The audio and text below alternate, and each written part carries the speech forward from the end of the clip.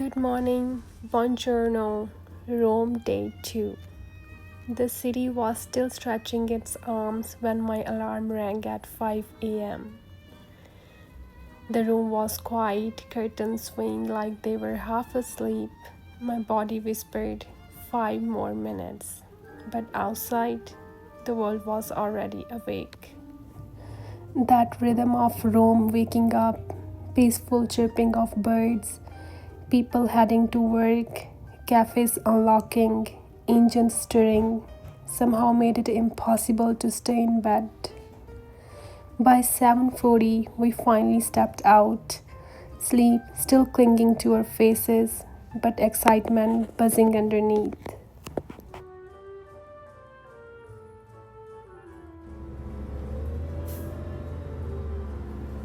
We made a quick stop at a bookshop inside the station, and that's where we bought our 48-hour passes, tickets to every corner of the city, including the buses and trains. Our chariot for the day, bus number 83, carrying us towards Corso. That is the gateway to Trevi, Pantheon, St. Ignazio, and Piazza Novena.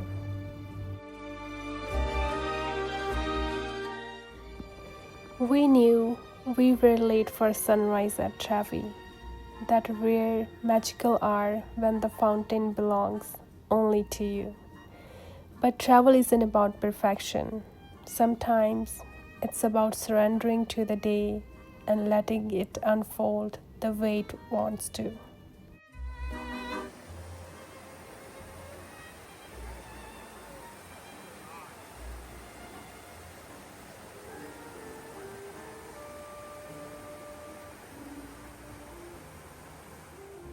Trevi greeted us anyway, magnificent, glowing, unapologetically crowded. The sound of water filled the air like applause from another century. We slipped into the sea of tourists, camera clicking like raindrops. We fumbled with the selfie stick until a kind stranger offered to help. For a heartbeat, we hesitated, because in big cities, kindness and caution dance together. But we said yes.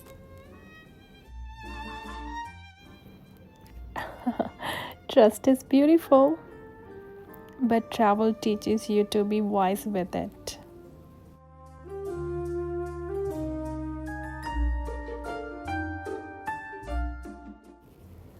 We found a quieter corner, just enough stillness to hear our own breath.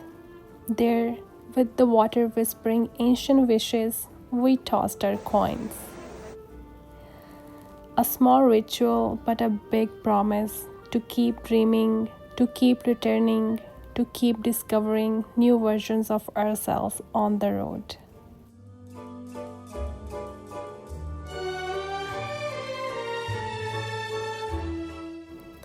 Nearby, a senior couple was struggling to take selfies. We offered to help. Their smiles widened instantly, and soon their friends joined too. The lady turned to me, warm as sunshine. Argentina, she said, pointing to herself. Canada, I replied. Her eyes lit up. Oh wow, Canada. Then she blew me a flying kiss. I blew one back. It was such a small thing, but that moment filled me more than I could explain. You don't plan these moments, they find you and they stay forever.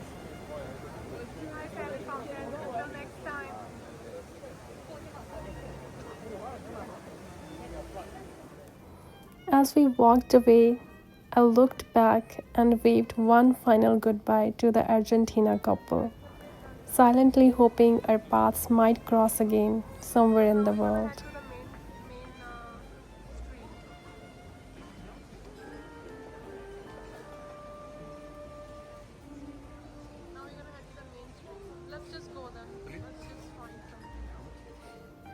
Our next stop, St. Ignazio di Loyola. my first church visit ever, and to have that first time here in Rome.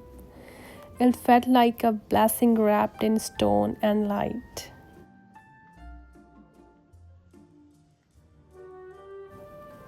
Inside, the ceiling doesn't just rise, it disappears. Heaven painted in illusion. Columns that aren't real appear solid. Domes that don't exist seem to tower above. Gold and sky melt together until your heart forgets to blink. How can paint feel divine? I whispered.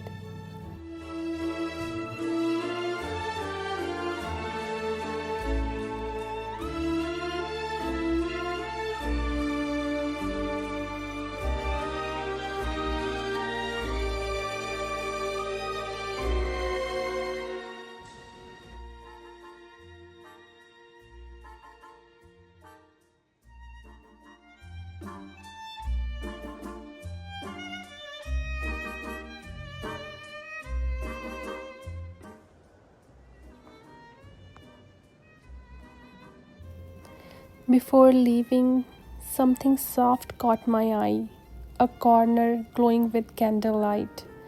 I walked closer. Each flame flickered like a tiny heartbeat, quiet but alive.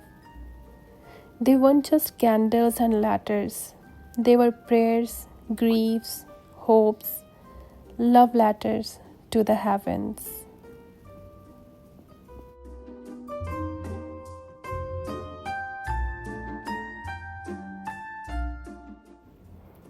I couldn't walk away without adding my own. I lit a candle, a small light for kindness, for peace, for every soul trying their best. It wasn't planned, it just felt right.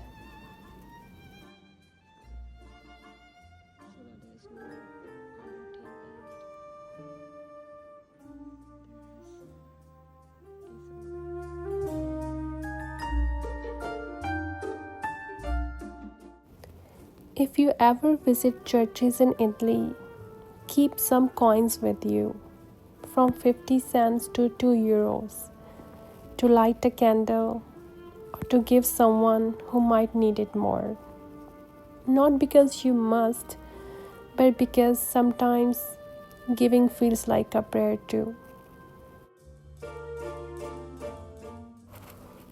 Before leaving, we tried to capture that famous ceiling illusion, bending, squatting, stretching our arms like tourists in yoga class.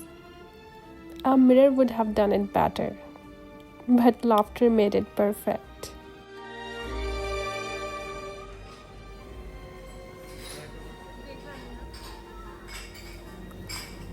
Hunger joined the story next. A pistachio croissant and a cappuccino, the classic Italian breakfast. I added a vegetable sandwich with buffalo cheese and tomato. Even though I have never been a cheese person, but Rome changes things. The cheese was so soft and fresh, the tomato tasted like it had wrapped sunshine inside. Every bite felt like a quiet celebration.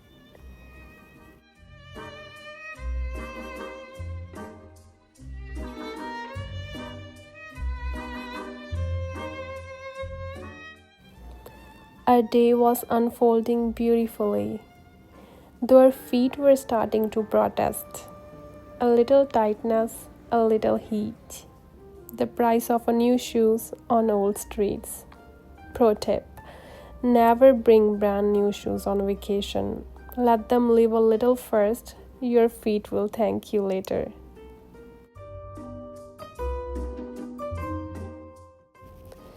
By the time we reached the Spanish Steps, it was barely 10 a.m., and yet the square was alive. Tourists posing, guides waving flags, Rome buzzing in every corner.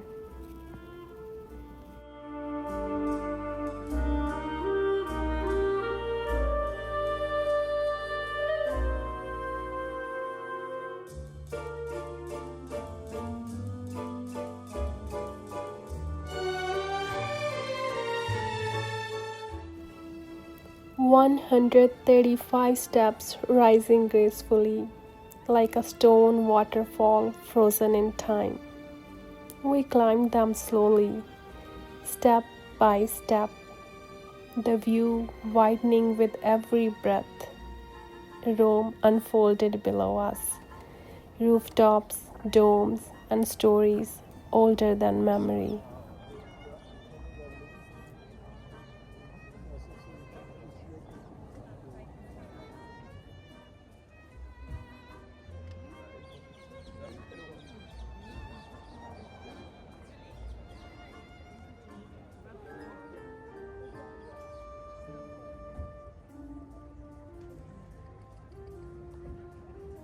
Look, we are on the top of Spanish Steps. Down there behind the balcony. At the top, the Church of Trinita dei Monti, twin towers framing the sky. Inside, quiet whispers, handwritten prayers, notes left behind by travelers just like us. So I wrote a note too, simple, honest, and left it there among the hopes of strangers I will never meet. It felt like adding my whisper to a centuries old echo.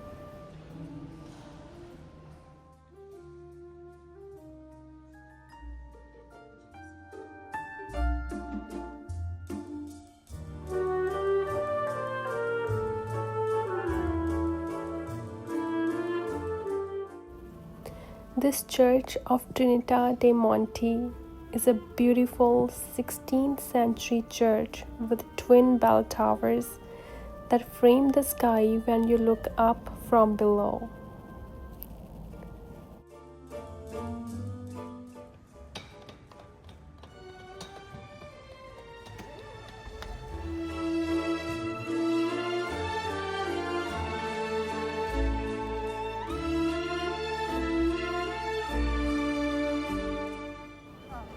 From the church, we wandered down into the narrow, art-filled lanes of Via Margutta, hoping to catch a glimpse of everyday Rome. The search was brief. Our next stop awaited with a timed entry. So we captured a few moments and a few photos before continuing our journey.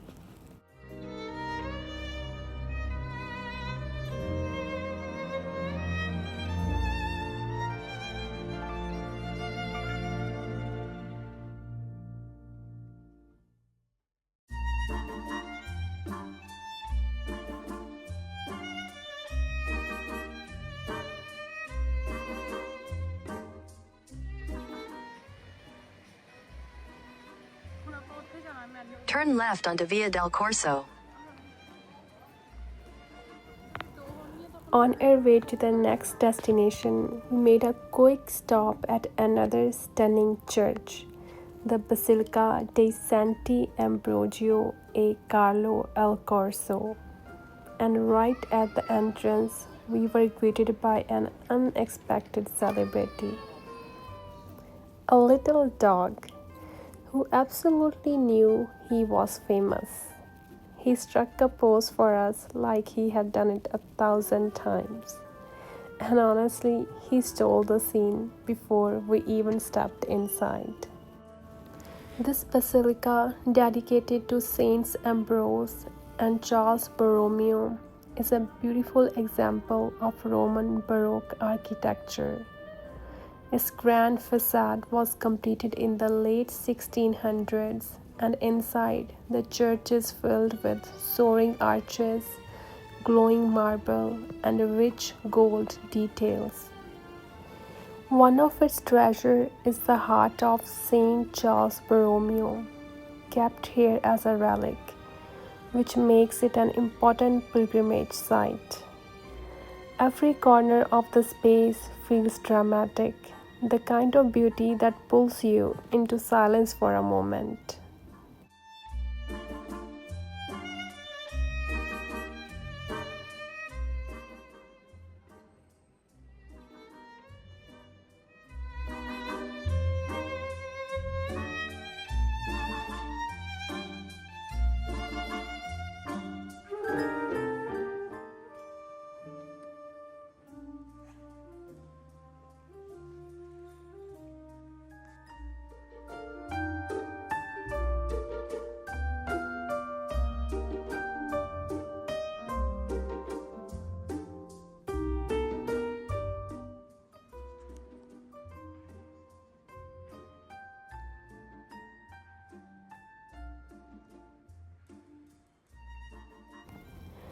After a surprise celebrity encounter and a peaceful walk through the basilica's art and history, we continued our journey through Rome, one little wonder at a time.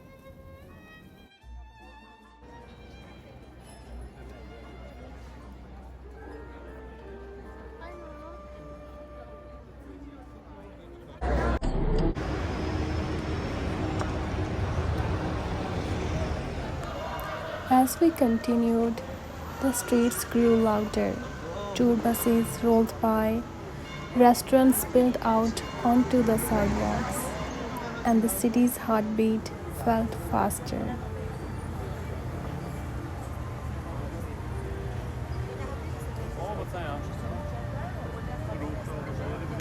They are the tourist bus, right? And then there it was, Victor Emmanuel's monument. Massive, white, regal. A monument that doesn't just stand, it commands. We had only planned to see it from outside because we were short on time. But curiosity made me ask if the line going inside needed a ticket. And guess what? It didn't. Just like that, our plan upgraded itself. The line moved quickly, and soon we were inside. And oh my god, it became one of our absolute highlights of Rome.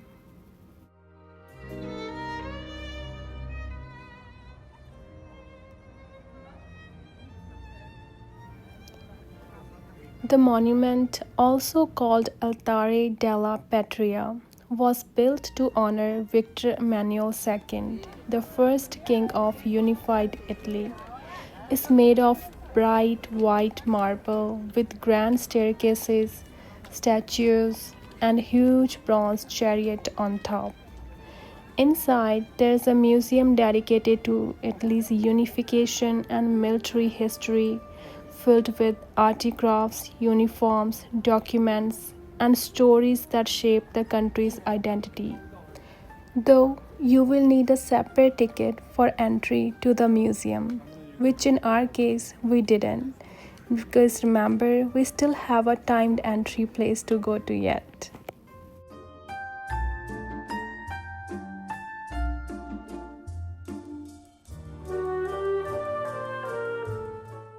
The real magic of this building, the views. From its terraces, Rome stretches out in every direction. Domes, ruins, rooftops, and the endless golden skyline.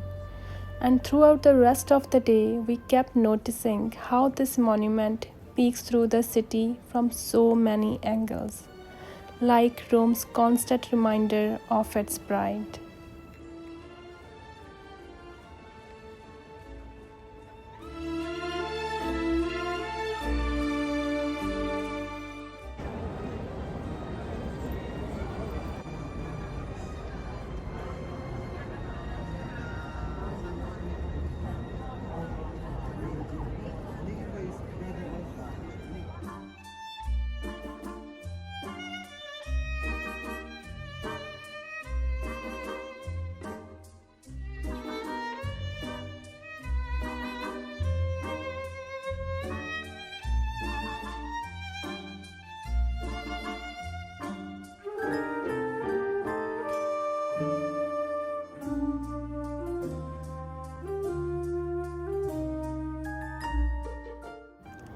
Coming down the stairs, we found another breathtaking viewpoint.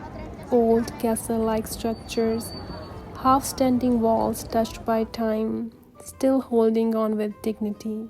From there, we even saw the Colosseum. Peeking through the green of distant trees, it looked dreamy, almost unreal.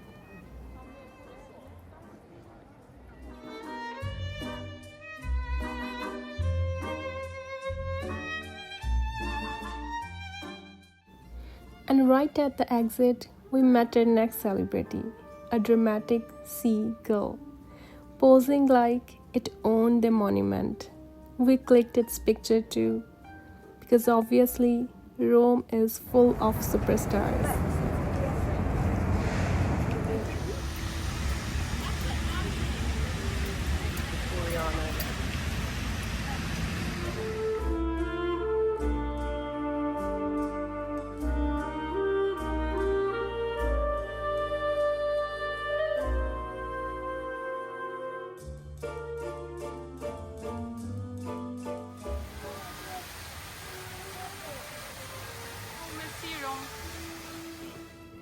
Moments later, we reached the Roman Forum. The heat was growing heavy.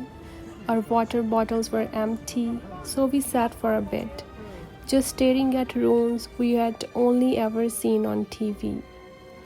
But there they were, real, ancient, breathing history.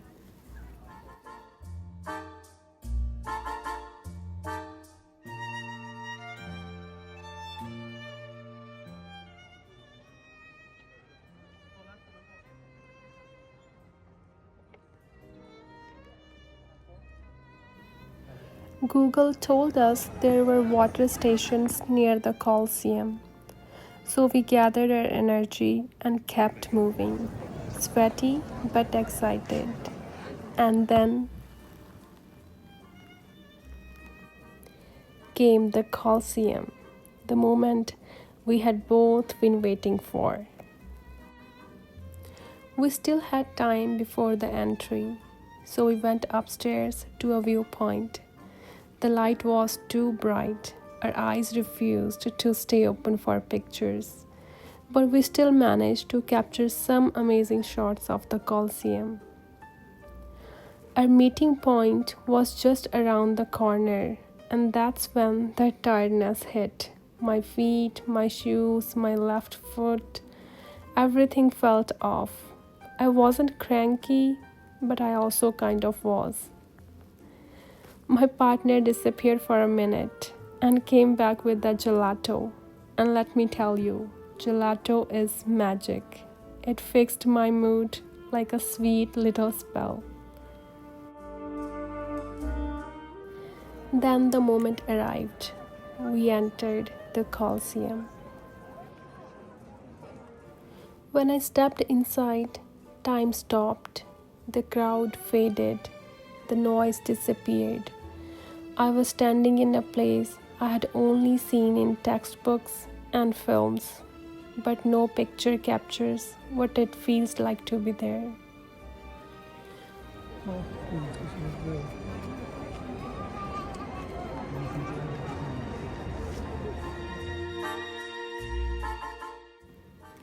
My partner filmed me, catching that exact moment my awe turned to silence.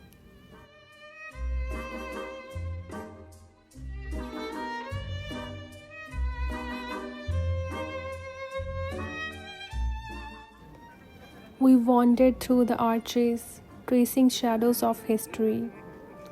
Yet, beneath the wonder, a quiet sadness lived, because this place, as breathtaking as it is, was built on pain.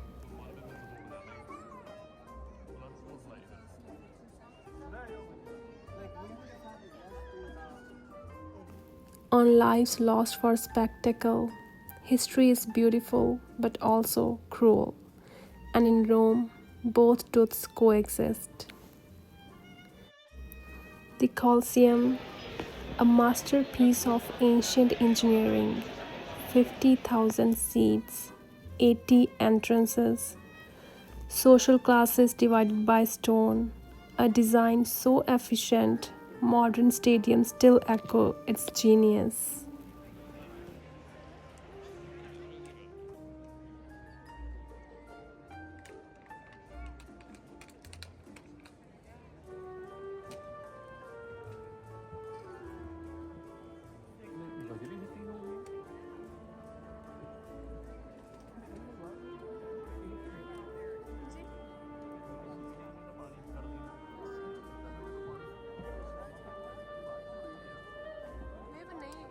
ਪਾਣੀ ਛੱਡਦੇ ਹੁੰਦੇ ਸੀ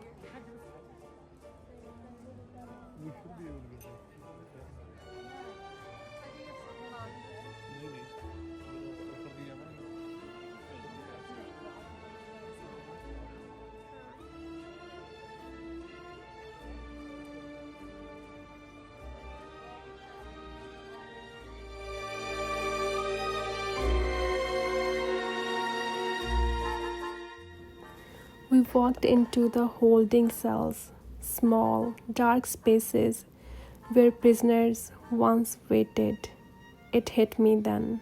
This wasn't just a monument, it was memory. it was human. Our ticket included the Roman Forum, the open air museum of what was once the heart of an empire. We wandered through the ruins that time had only half forgotten. From above, the forum looks like a scattered memory. Broken columns, fragments of marble, arches reaching for a sky that has watched civilizations rise and fall. Yet, down here, walking among them, you feel it differently, not as history, but as presence. Every stone tells a story. The Temple of Saturn still standing proud, its 8 columns holding centuries on their shoulders. The Arch of Septimus Severus, weathered but defiant, carved victories still whispering in Latin.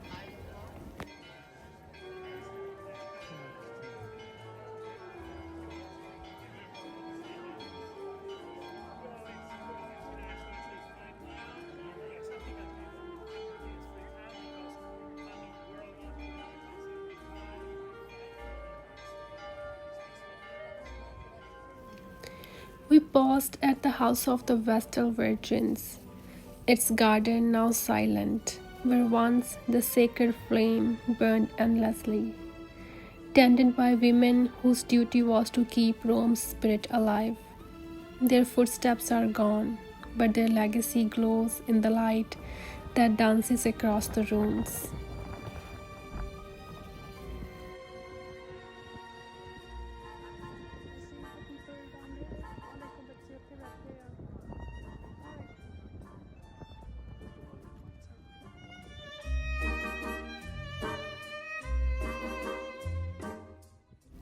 The museum beside the forum displayed marble heads and ancient coins, emperors frozen in expressions of power, each one a chapter of the same vast story. In our case, we rather chose to walk around the castles and the gardens. Because of the time limit, we couldn't see it all otherwise. Let's go to the Foro Romano, which is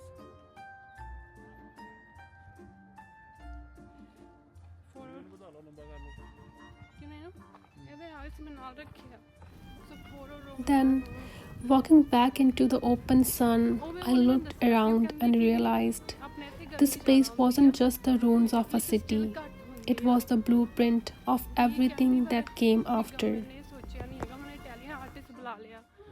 Italy ਦੇ ਵਾਂਗੂ trees ਦੀ ਨਹੀਂ ਜਗ੍ਹਾ ਛੱਡੀ ਹੈਗੀ ਜਿੱਦਾਂ ਆਹ ਵਾਲੇ architecture 'ਚ ਜਗ੍ਹਾ ਨਹੀਂ ਹੈਗੀ ਤਾਂ ਕਰਕੇ ਉਹਦੀ ਥੋੜੀ ਗ੍ਰੀਨਰੀ ਘੱਟ ਫੀਲ ਹੁੰਦੀ but was it this Rome didn't just rule, it invented the idea of civilization itself. The roads, the laws, the architecture, the rhythm of cities we still live by today. The forum felt like standing in the middle of humanity's memory. Every breeze carried whispers of ambition, triumph, and the fragile nature of glory.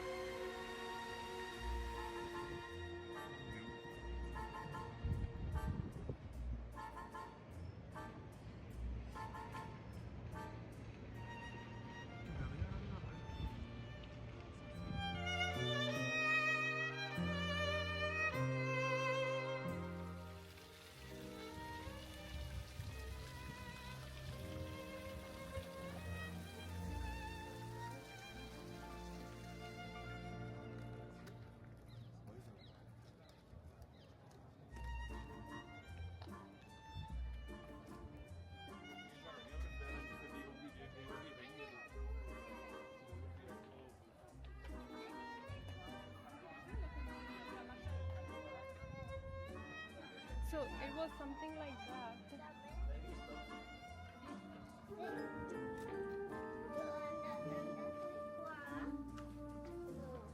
हाँ देखो छोटी ये भी पैर नहीं देखो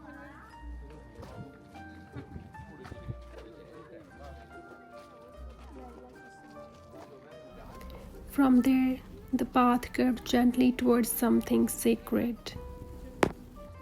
बस ऐसे ही नहीं है. This is the only place left है ऊपर middle वाले. और here we're searching for Julius Caesar tomb. Pillars. A modest corner surrounded by flowers and quiet. The resting place of Julius Caesar. The name we all grew up reading about, now resting quietly in front of us. We stood there in silence, humbled, time folded in on itself. Standing there was a moment of disbelief, something my childhood self would have never imagined.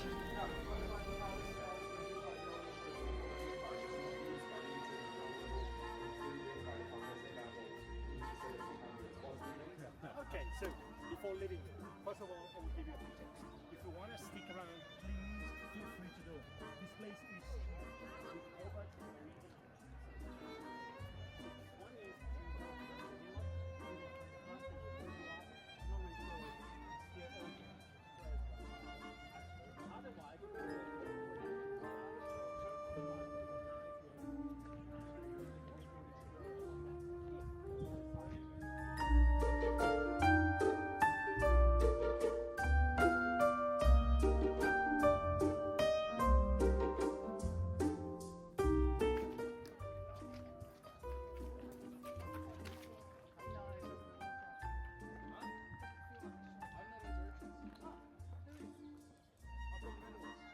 yeah, try it out.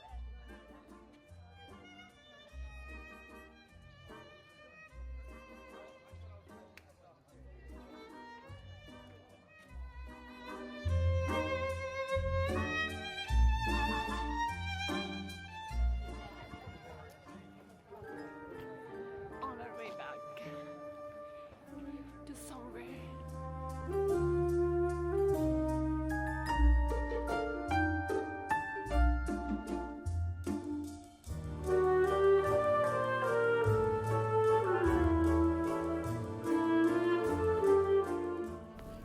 By the end, our feet gave up and we decided to relax for some time.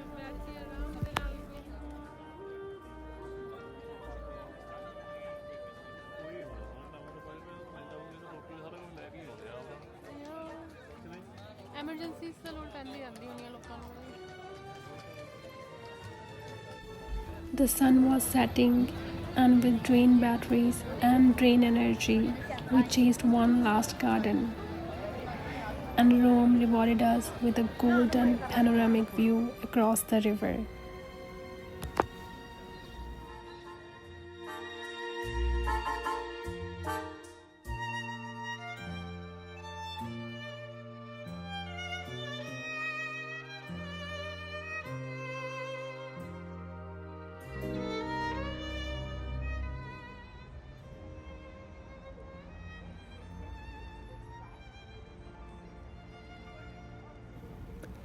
Dinner ended with me literally falling asleep at the table, and we collapsed into bed the moment we reached home. If this journey made you smile even once, don't forget to like, subscribe, and share. Day 3 awaits you. Buonasera. Good evening.